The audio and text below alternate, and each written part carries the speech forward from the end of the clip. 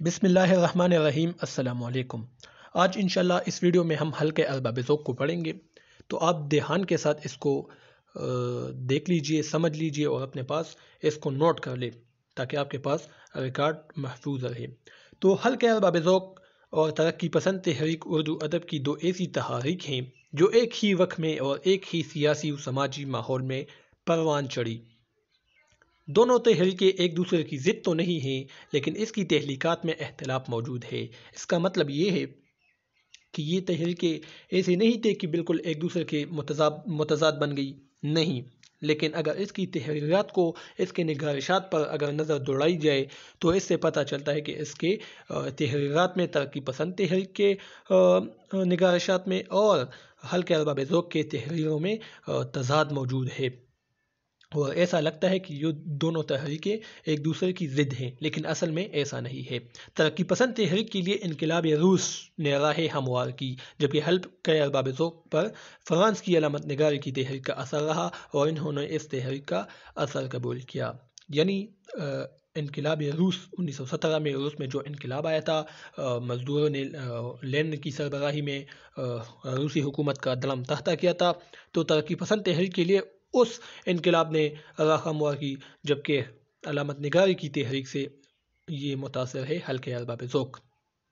ٹھیک ہے، علامت نگار کی تحریک فرانس میں چلی تھی، یعنی یہ ایک ایسی تحریک تھی جس میں انسانوں کے جذبات پر زور دی گئی، کیونکہ وہاں پر مشینوں کا راج تھا، اور پھر اس دوران جب دوسری جنگ عظیم شروع ہوئی، ہر طرف قتل و غارت گری ہو رہی تھی، تو لوگوں میں ایک چیز پیدا ہو گئی، اس کے جذبات بیدار ہوئے کہ انسان کی بس یہی قیمت ہے کہ ایک گولی یا جرمن والوں کی طرف سے آ جائے یا روس والوں کی جانب سے آ جائے اور انسان اس کا شکار بن کر اس دنیا سے کوچ کر جائے، یہی انسان ہے، انسان کی کیا اپنے جذبات نہیں ہے؟ تو یہ علامت نگاری کی تحریک ہے جو انسانوں کے جذبات کے حوالے سے تھی، انسانوں کو عزت دینے کے حوالے سے تھی۔ تو یہ جو حلقہ ارباب ذوق ہے، اس پر بھی علامت نگاری کی تحریک کے اثرات ہیں۔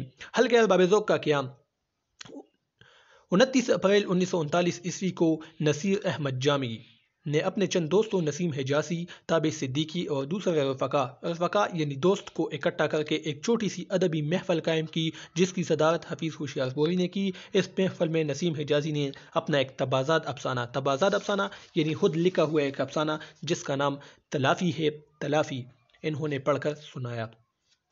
سب نے اس افسانے کو سن کر اس پر سوالات کیے اور نسیم حجازی نے ان سوالات کے جوابات دیے، لہذا یہ محفل سب کو پسند آ گئی، اور اسی طرح کی ادبی محفل کو مستقل قائم رکھنے کے لیے سب کے مشورے سے ایک مجلس قائم ہوئی، جس کو مجلس داستان گویاں کا نام دیا گیا۔ تو اس کا ابتدائی نام کیا تھا اس حلقہ ارباب ذوق کا؟ مجلس داستان گویاں۔ ٹھیک ہے، اس مجلس کے پورے 9 اجلاسوں کے بعد اس کا نام تبدیل کر دیا گیا۔ کتنے اجلاسوں کے بعد؟ 9 اجلاسوں کے بعد، اور اس کا نام حلقہ ارباب ذوق رکھا گیا، کیونکہ اس کو پتہ چلا کہ اب یہ جو محفل ہم نے بنائی ہے یہ آہستہ آہستہ ترقی کر رہی ہے، ترقی کی راہوں پر گامزن ہے، تو انہوں نے پھر اس کا نام تبدیل کر دیا، اور کیا نام رکھا؟ حلقہ ارباب ذوق، کیونکہ یہ مجلس چھوٹی تھی، چھوٹی سی محفل تھی، اور اب ترقی کی راہوں پر گامزن تھی، جس طرح میں نے آپ کو کہا۔ ٹھیک ہے، لہٰذا اس کے دائرہ کار کو وسیع کرنے کی غرض سے اس مجلس کا نام تبدیل کیا تاکہ سب لوگ اس میں اپنی تحلیقات پیش کر سکے۔ حلقہ ارباب ذوق کے مقاصد: اکتوبر 1939 میں اس حلقے کے مقاصد ایک جلسے میں طے پا گئے۔ یہ مقاصد تحریری شکل میں نہیں تھے، یعنی اس کو نہیں لکھا گیا کسی صفحے پر کہ یہی اس کے مقاصد ہو گئے، زبانی کلامی اس کے مقاصد کو تعین کیا گیا۔ ٹھیک ہے، پہلی جو اس کی مقصد تھی، نوجوان لکھنے والوں کی اور اردو زبان کی ترویج و اشاعت، نوجوان لکھنے والوں کی تعلیم اور رہنمائی، اردو لکھنے والوں کی حقوق کی حفاظت اور بے لاگ تنقید۔ یہ کیا تھے؟ اس کے بنیادی مقاصد تھے حلقہ ارباب ذوق کے۔ ٹھیک ہے، حلقہ ارباب ذوق کا طریقہ کار، یعنی اس میں اجلاس کیسا ہوتا تھا۔ ٹھیک ہے، تو حلقہ ارباب ذوق کا طریقہ کار، اس ضمن میں ڈاکٹر محمد باقر فرماتے ہیں، یہ ایک ناقد ہے، کہ اس کا طریقہ کار ایسا تھا کہ اس حلقے کا کوئی صدر نہیں ہوگا، یعنی حلقے کا صدر نہیں تھا، اس حلقے کا مستقل ایک سیکرٹری ہوگا. یعنی اس پارٹی، یعنی جس طرح آج کل سیاسی پارٹی ہوتی ہے اور اس کا ایک لیڈر ہوتا ہے جو سارے پارٹی کا سربراہ ہوتا ہے، نہیں، اس طرح اس کا ایک صدر نہیں ہوگا، بلکہ صرف ایک سیکرٹری ہوگا، ایک چلانے والے ہوگا جو اس حلقے کو چلائے گا 1 سال کے لیے، اور ہر 1 سال بعد نئے سیکرٹری کا انتخاب ہوگا. جب 1 سال مکمل ہو جائے گا تو پھر دوسرے سیکرٹری کو یہاں پر لایا جائے گا اور اجلاس کو باقاعدہ چلائے گا ہفتے میں 1 بار. ٹھیک ہے. حلقے میں شامل ہونے والوں کی کوئی فیس نہیں ہوگی، یعنی جو بھی اس حلقے میں شامل ہوتا تھا اس سے کوئی فیس نہیں لی جاتی تھی. اس حلقے کا اجلاس ہر ہفتے ایک رکن کے گھر منعقد ہوگا اور وہ سب کو چائے پلائے گا. یعنی ہفتے میں 1 بار ایک رکن کے پاس، ایک شخص کے ہاں یہ محفل سجے گا اور وہ سب کو کیا کرے گا؟ چائے پلائے گا. تو یہ اس کی طریقہ کار تھی. ٹھیک ہے. اب اہم موڑ جو یہاں پر آیا وہ میرا جی کی آمد ہے. قیوم نظر اس حلقے کا ایک روح روات ہے. ٹھیک ہے.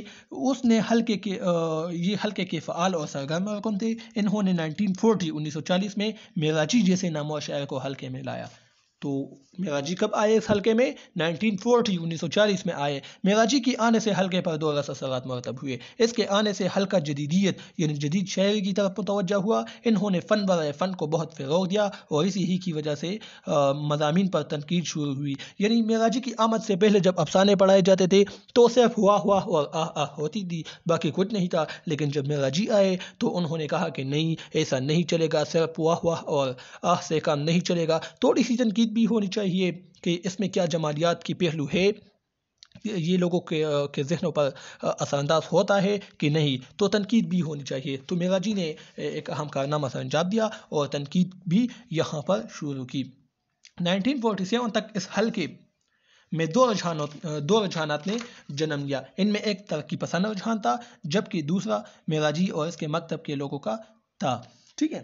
یعنی 2 طرح کے رجحانات پیدا ہوئے. ایک ترقی پسند یعنی مقصد، ایک خاص مقصد اور زمانے کے داغ کو نمایاں کرنے والے لوگ، تو یہ ایک رجحان تھا. جبکہ دوسرا میراجی یعنی فن برائے فن کو ترجیح دینا، کہ ادب کو ترجیح دینا، اس کو ترفع دینا. ٹھیک ہے. اس کو آگے لے جانا، اس کو فن برائے فن کہتے ہیں. یعنی اس میں کوئی بھی بات ہو، کیا جو بھی جذبات ہو، لیکن آپ کی لکھائی کیسی ہوگی، آپ کا فن کیسا ہے، ٹھیک ہے، کس طرح آپ نے لکھا ہے، تو اس کو فن برائے فن کہتے ہیں. تو میراجی کے تو بہت سے لوگ ایسے تھے جو فن برائے فن کے قائل تھے. جبکہ دوسرا میراجی اور اس کے مکتب کے لوگوں کا تھا. 1949 عیسوی ایک ایسا سال ہے جس میں میراجی کی وفات واقع ہو جاتی ہے. کب؟ 1949 میں میراجی اس دنیا سے کوچ کر جاتے ہیں. میراجی کی وفات سے حلقے پر بہت اثر پڑ جاتا ہے اور حلقہ اس جیسے نامور شاعر سے محروم ہو جاتا ہے. ٹھیک ہے. 1967 عیسوی میں حلقہ 2 حصوں میں تقسیم ہو جاتا ہے. حلقہ کتنے حصوں میں تقسیم ہو جاتا ہے؟ 2 حصوں میں. کب؟ 1967 میں. یعنی ایک حلقہ ارباب ذوق ادبی اور دوسرا حلقہ ارباب ذوق سیاسی.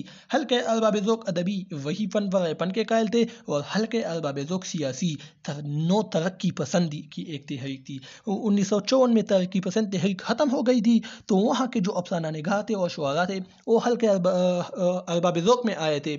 تو یہاں پر بھی وہ چیزیں وہ پیش کر رہے تھے جو ترقی پسند تحریک میں انہوں نے پڑھے تھے، انہوں نے وہاں پر لکھے تھے. تو یہاں پر حلقہ 1967 میں 2 حصوں میں تقسیم ہو جاتا ہے. ایک تو حلقہ ارباب ذوق کا اپنا ایک حلقہ تھا، ٹھیک ہے، اپنے لوگ تھے، اور دوسرا حلقہ ارباب ذوق سیاسی یعنی نو ترقی پسندی والے. ٹھیک ہے.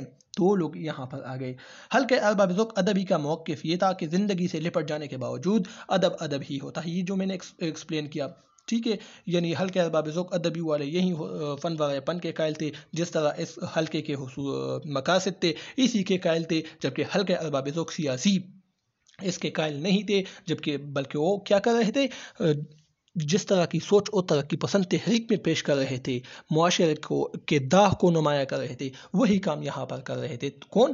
حلقہ ارباب ذوق سیاسی والے. 1980 عیسوی میں ایک اور گروپ سامنے آ جاتا ہے جس میں پرانا رکن قیوم نظر یہ ایک پرانا رکن تھا. جب سے حلقہ ارباب ذوق کی آغاز ہوتی ہے تب سے یہ اس حلقے کے ساتھ جڑا رہتا ہے. تو 1980 میں قیوم نظر اور چند اور لوگ تھے، انہوں نے ایک پارٹی بنائی۔ اس کے علاوہ اور رکن نے حلقہ ارباب ذوق مبارک احمد اس کا نام تھا، یہاں ایک لفظ میں نے لکھا ہے، تو انہوں نے کیا کیا، حلقہ ارباب ذوق پاکستان کے نام سے ایک گروپ بنایا، یعنی گروپ یہاں پر بننا شروع ہوئے۔ اس گروپ میں حلقہ ارباب ذوق ادبی کے لوگ شامل ہوئے، یعنی حلقہ ارباب ذوق ادبی کے جتنے بھی لوگ تھے وہ کہاں پر شامل ہوئے، حلقہ ارباب ذوق پاکستان میں شامل ہوئے۔ تو حلقہ ارباب ذوق ادبی ختم ہو گیا کیونکہ لوگ وہاں سے آئے یہاں پر، ٹھیک ہے۔ اب حلقہ 3 گروہوں میں بٹ چکا تھا، یعنی تقسیم چکا تھا۔ قیوم نظر کا گروپ تھا ایک، دوسرا حلقہ ارباب ذوق سیاسی تھا، اور تیسرا حلقہ ارباب ذوق پاکستان تھا۔ تو یہ 3 یہاں پر حلقے بن چکے تھے۔ الغرض اس میں مختلف اوقات میں مختلف گروہ بن گئے، جس طرح کہ میں نے پہلے کہا، لیکن انہوں نے اردو ادب کی بہت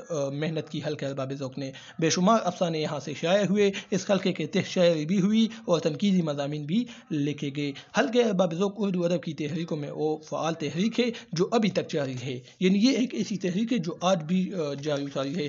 بھارت میں بھی اس کی شاخیں ہیں، جبکہ پاکستان میں بھی کئی شہروں میں اس کی شاخیں ہیں۔ تو یہ حلقہ ارباب ذوق تھا، اس کا پس منظر تھا، اس کی تفصیل میں نے آپ کے سامنے پیش کی، تو انشاءاللہ آپ کو پسند آ چکی ہوگی۔ اس نوٹ سے آپ اسکرین شاٹ لے لے، اپنے پاس سیو کر لے۔ انشاءاللہ نیکسٹ ویڈیو میں ہم اس حلقے کے افسانے اور اس حلقے کی تنقید اور اس حلقے کی شاعری کو ہم انشاءاللہ ڈسکس کریں گے، اور اب تک کے لیے اتنا ہی کافی ہے، اور مجھے اجازت دیجیے۔ اللہ حافظ۔